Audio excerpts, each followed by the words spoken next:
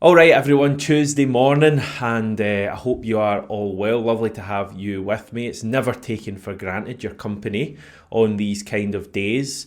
Big thanks for that. A big thanks especially to John Brennan, Lorraine Morrissey and Frank Boyle, who I have no doubt just made jump out of their skin. They are just three of the many people who have subscribed in the past few days to the channel. So yeah, that's your reward for subscribing. You get me screaming your name out at 7 in the morning. Hopefully you weren't driving when I did that. But yeah, you three and all of our other subscribers, all of you have helped us get over 14,000. Woo! And yeah, that's great news. I'm absolutely buzzing about it. Can we get to 15k though? You need to keep pushing on. What's going to happen first? 15,000 subscribers for Celtic AM or Celtic winning the league title? It's going to be close. At the moment, the way we're playing, I'd be back in the subscriber thing, and you can certainly help that to happen. If you're not yet subscribed, please consider doing it. Get us to 15k. It's completely free. On with the show. And it's a happy show today, by the way.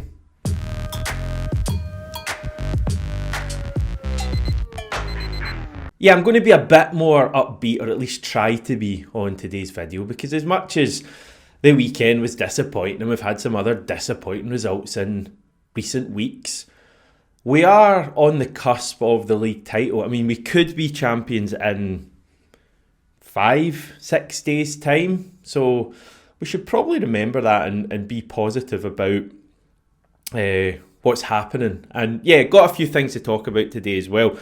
First of all, news-wise, we've got some quotes from the captain, Callum McGregor, that were released late last night, just on Celtic and the complacency that has seeped into the team's performances lately. Okay, Callum McGregor says, it's trying to guard against as much complacency as possible. It's trying to get the most out of the players, trying to lead by example of the senior players when we get to the pitch. We have to drive the intensity of the whole thing, which, to be fair, in the main, we've done really well, although it was obviously a sore one on Sunday. We've put ourselves in an unbelievable position with so many games to go. People then start thinking it's inevitable that you're just going to turn up and it's going to happen, and that's the bit where we give away the goal, and then because of the way the game turns out, then that's the way it looks, and it's not a good look. So we have to snap out of that straight away. It's difficult to get over the line when you're so close, and obviously there's a fair margin in the points difference, but we then still have to be doing everything we can to sprint over the line rather than just waiting for it to happen. Sometimes football has got a funny way to keep you honest, and with so much football to be played, then that's a little reminder that you have to be on it every minute of every game. So as usual, relatively coded from the captain. You kind of have to peer into the quotes a little bit to know exactly what he's getting at. Although I think it is also, having said that, relatively obvious that he feels complacency has seeped into the team's performances. Again, that's not a massive revelation. Anyone who watches Celtic play at the moment and compares it to a match from earlier in the season will be able to say that the performances clearly aren't at the same level. The team generally aren't given the same effort. It doesn't seem to matter as much to them in recent weeks, recent months, to be honest, because as much as Callum McGregor speaking about a bit of complacency seeping in, keep using that word, it hasn't just been in recent weeks when like the league title clinching has been like kind of on the horizon. It's kind of been for a good period of time. But what's that? You want the last 32 games Celtic have played since Leipzig split into 5 pretty meaningless and confusing categories? Whew, just as well I'm here and I've got an incredibly boring life. Yes, Leipzig was seen as a bit of a high point for the season, wasn't it? I think that's the best game we've played all season, and I've heard a lot of people saying Celtic haven't really hit those heights in any match since, and I would tend to agree. So for the purposes of basically nothing other than my curiosity, and maybe yours too, I have looked at the last 32 games we've played since Leipzig and split them into these categories. And the categories, which as I say are slightly confusing, go from good to bad, excellent stuff, alright I guess, got the win but not great with plenty of matches there, average and grim. And yeah, we've got the 32 games split across here. for those of you listening, excellent stuff. Yeah, virtually all home games. 5-0 over Ross County, 4-0 over Motherwell, 4-0 St Johnstone, 6-0 Dundee, 5-0 Wraith Rovers. To be honest, the Motherwell and St Johnstone game I don't really remember, but having watched the highlights, I think they were pretty good performances. And obviously the draw in Bayern Munich as well, as much as it was disappointing right at the end, clearly that is the best Celtic performance we've had since Leipzig. May even have been better than Leipzig, given it was away from home and it was Munich, etc. All right, I guess, just 3 games there. Home wins, 3-0 over Dundee United, 2-0 over Hibernian, 3-0 over Hearts. There's then a big section of got the win, but not great. I'm not going to read them all out, but there's the likes of the cup final there, which was got the win on penalties, but not great. Young Boys wasn't a great performance, was it? But we got the win. Even like a 5-1 win over Aberdeen, you might remember, seems like a great result, but really wasn't a great performance that night. We then have 4 games in the average category. They're all Champions League matches as well, which is basically that the result and performance wasn't particularly great, but they were up against better quality teams, so you kind of get let away with it slightly. So the 1-1 draw with Club Brugge, 0-0 away to Zagreb, 2-1 defeat at home to Bayern Munich, and 4-2 away to Aston Villa. I'm putting them all down as average. And then there's the grim section that you could probably come up with another name for, I'm sure. Dundee United, 0, Celtic 0. The 3-0 loss at Ibrox, the 3-0 draw at Dundee that we should and could really have lost, the 2-1 defeat at Hibs, the home defeat to Rangers, and of course Sunday's loss to St Johnstone. So yeah, you're probably going to disagree with my various putting into various categories, but I think the point here is that Celtic haven't had very many excellent performances, and although there's still been a lot of wins over these 32 games since Leipzig, not too many good performances, and a lot of them just kind of getting away with various things. And certainly, if I've not done this because I do have some sort of a life, but I'm sure if you compared those 32 games to maybe the first 20 odd of the season up until Leipzig, I guarantee you would have far more in the excellent section than we do there. Off the top of my head, I can think of like first derby of the season, Flag Day, Slovan Bratislava, Atalanta, Leipzig, the 6-0 semi against Aberdeen. The team started the season so well, and whatever cut-off point you want to give it, clearly there's been a point where since then the performances haven't been as good. So yeah, we're keeping a positive spin on things. Positive video, remember everyone. How do we fix this now? Well, for me, the obvious thing to do is to make changes to the team. Covered this a bit yesterday, but I just think there's too many players not playing well who are guaranteed their place in the team next week. And I'm not sure exactly what that's a result of, because you look at the start of the season and we were changing the team a fair bit, even in those first few weeks of the season where we only had the 1 game a week at the weekend. It felt as if there was real competition in the team and there was players on the bench able to come in and for odd games, and everyone was on their toes and buzzing, and we just don't have that anymore. I think stale is a word I would certainly use for this Celtic team at the moment, and I don't know if it's a case of Brendan Rodgers not trusting a lot of players on the fringes to come in and start games, or if he's got a bit complacent with his team. I guess we've had some injuries in recent weeks, and we would have seen the likes of Paulo Bernardo, James Forrest, other players as well featuring in matches a bit more had they been fit. So maybe there's an element of that. But yeah, Saturday against Kilmarnock, we need to see changes for me. We need to see a reaction from the team. I don't think you see a reaction from the team if the same team starts. I think we're beyond that point. We'd have seen it by now. We need to make changes, and you need to have certain players missing out in the starting 11, and hopefully that kind of gives them their fire back. Although I did see someone speaking online earlier in the day and saying, would guys like Nicholas Kuhn being on the bench this Saturday, would that particularly irk them? I don't massively get the impression right now that that would really annoy Nicholas Kuhn and get his hunger back. But anyway, this is the team I'm going for on Saturday. And I'm going with Vuljami Sinizalo in goals, Anthony Ralston in for Alistair Johnson, for me, I love Johnston. He's not playing well at the moment. He shouldn't keep playing if he's not playing well. So Ralston in there. Carter Vickers, who I guess there's a wee debate about his form. I know Stevie's not particularly happy with Carter Vickers at the moment. I don't think anyone's playing well in the team other than Dies and Maida. I would have Liam Scales next to Carter Vickers if Scales is back this weekend. Potentially Mike Naropski as well. I just don't think Brendan Rodgers fancies Mike Naropski though, so I don't see that happening. Continue with Jeff Sloop at left back.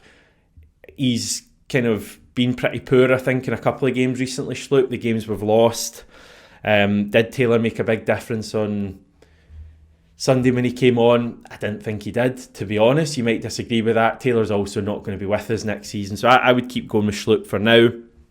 Midfield, Callum McGregor in there with 2 changes in front of him. I'd have Luke McCowan and Paulo Bernardo in the team. I think the midfield is the stalest part. I don't know if stalest is a word, is it? I'm using it anyway. The midfield is the stalest part of the Celtic team. You can have that quote for free. And putting Paulo Bernardo and Luke McCowan in there will add some vibrancy into things. I know there's question marks over Luke McCowan generally, his quality.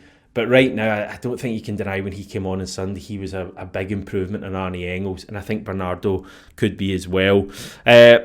Yang in for Kuhn is an absolute must. That is going to happen, everyone. I have peered into Brendan Rodgers' mind, and I can guarantee you right now that Yang will start on Saturday in Kuhn's place. If he doesn't, you can have £5 from me, each of you. And that's like 70 grand I've just given away if Yang doesn't start. But Yang's going to start. Brendan Rodgers is not happy with Nicholas Kuhn at the moment. Yang looks electric. Yang looks hungry as well, so he's going to start the game. And yeah, Maida and Jota there. I know some of you might want to go a bit further than the 5 changes I've got here. You might want to see James Forrest in the left. You might want to see Greg Taylor in at left back. You might want Callum McGregor dropped. I don't know. But the reality is here that we have too many players underperforming who keep playing. And for me, you play that team on Saturday, I think you get a bit of a reaction. And that's what we need at the moment. Too many players are comfortable. We can't have that. And you know what? If the team plays well, that team plays well, performs, wins well on Saturday, you keep going with them because they'll have earned it at that point. Just to home in on one player in particular, there's been a lot of chat about Arne Engels, well over the recent weeks and months, but especially since Sunday, opinions are ranging wildly on him, as much as I've ever seen in any Celtic player. You have some people at one extreme who, there are plenty of you out there who think he's a complete waste of £11 million, record signing, complete waste of money, and we should move him on. He's got no future at Celtic. You then have other people on the other side who think there's potential in him, and while he's maybe not hit the heights so far, that next season, for example, could be a big one. And it's probably no surprise to you that I kind of come down on the second side. I do think that we'll see an improvement from Arne Engels next season. I don't think there's any doubt that he's underperforming at the moment. He's not the only one, but that doesn't take away from the fact he's underperforming. I do think overall though, and we're coming up to the end of his first season at the club, alright, I've still got a few games to go, but if you're making a judgment on his first season, I think you'd say it's been fairly good. That would be my assessment on it. I guess the issue with Engels is that people can't, rightly or wrongly, people can't look beyond the fact that we've paid a record fee for him, and people probably expected him to come in and to just be a total star right away and be at the level of Matt O'Reilly, who he kind of replaced in the team. And I know, before you shout out, I know they're different players in terms of their attributes and all of that, but Engels was signed as a Matt O'Reilly replacement. And I think a lot of people, given we're spending that money, expected to really not miss Matt O'Reilly too much. And I think the reality is, in recent weeks and months, we have missed Matt O'Reilly a fair bit. But yeah, for me, Engels will come good for Celtic. I think you look at Matt O'Reilly's start to life at the club, and although he got off to a pretty good start, so did Engels, by the way. I mean, Matt O'Reilly's second season, was it 22-23? He didn't score his first goal of that season until mid-February. Like, Matt O'Reilly's after the first kind of 6 months or whatever, Matt O'Reilly struggled a bit in that second season, and it wasn't until his third season when he really caught fire. So I think that shows us that you have to have patience with these players. And again, I know the price tag's big with Engels, but I do firmly believe for a young player moving to Scotland, acclimatising, etc., I do think we'll see the best, or certainly better, of Arne Engels next season. Brendan Rodgers seems to think so as well. Speaking earlier in the season, he said, "We brought a young player in who is nowhere near the finished article. There's a price around him which could make you think you're buying someone who's a finished article, but he's not. He's a 21-year-old who's got great potential, and it's my job here, along with the staff, to develop that." He needs to be impacting games more for me, but again, that's something we said about Matt O'Reilly, and then it just kind of clicked for Matt O'Reilly. He started scoring goals, he started assisting goals, and I do think the same thing will happen with Engels, whether it happens at the start of next season or we have to wait a little bit longer. I think he will get it right. As I say, he's struggling at the moment, but Celtic are struggling as a team, and I'm certainly not saying that we should give up hope on Arne Engels or that he's hopeless or anything like that. I still think he's got it to be good for us. And yeah, I think that's going to come true. Right, just on a separate topic and a bit of nonsense that, to be honest, would have looked more at home a week ago on April the 1st. A bit of growing momentum around Greg Taylor moving to Rangers. Yeah, you heard that correctly. For some reason, we've had both Chris Boyd and Michael Stewart now coming out and saying that Rangers should be targeting Taylor at the end of his contract this summer. Speaking yesterday on Premier Sports Scottish Football Social Club, Stewart said, "I don't know what Greg Taylor will be thinking, but from Rangers' perspective, it's a free transfer and he is in the Scotland squad. So it's another Scottish player, which is a huge asset. I don't know whether Greg Taylor would be interested, but he's a quality player. But for me, he's better than Yefte and he's better than Yilmaz, so I would do it." Now, Football Insider, who I should probably point out are not particularly reliable on anything, if they told me Stevie was at the bar getting a round in, I probably wouldn't believe them. But to be fair, that's less about them. Anyway, they're saying sources have told them that Rangers are keen on convincing Taylor to cross the Glasgow divide, but the defender knows that such a move would cause uproar for the Parkhead faithful. So, yeah, that's not happening. I still think Dinamo Zagreb are the most likely destination for Greg Taylor. Potentially he ends up in the MLS, potentially he ends up down south somewhere or in Italy. I don't know. He's not going to end up at Ibrox, everyone. If that happens, you can have another fiver from me. Okay, just before I go, a little bit of housekeeping. Just a reminder that this video and every other video we do is also available as an audio-only podcast on Spotify, Apple Podcasts and more. So you can listen to all our shows when you're out and about, on a run, on the train to work, at the gym, making the dinner, etc. It's not taken personally if you'd rather listen than watch. If you could all do me a massive favour, and I'm begging here, and please head over to Spotify or Apple Podcasts or wherever you get your podcasts and just click the subscribe or follow button next to Celtic AM. Even if you don't necessarily plan on listening to a podcast right now or tomorrow, if you click that, it would really help the numbers in trying to boost the podcast. It takes 10 seconds of your time, and it does mean that all our podcasts will be on your feed if you do decide to listen every morning. It's been very popular with people. You'll also still find our brilliant affiliation with NordVPN going on. So if you're after internet security and the ability to stream your favourite channels, shows from home when you're away on holiday, check out the best deal you'll get. It's nordvpn.com/Celtic AM. Links are in the description as well. Okay, I'm going to head off now, everyone. I don't know if it's been a particularly positive or upbeat video, but I did try to a certain extent. There's always tomorrow. Have a good rest of your day. I'll speak to you then.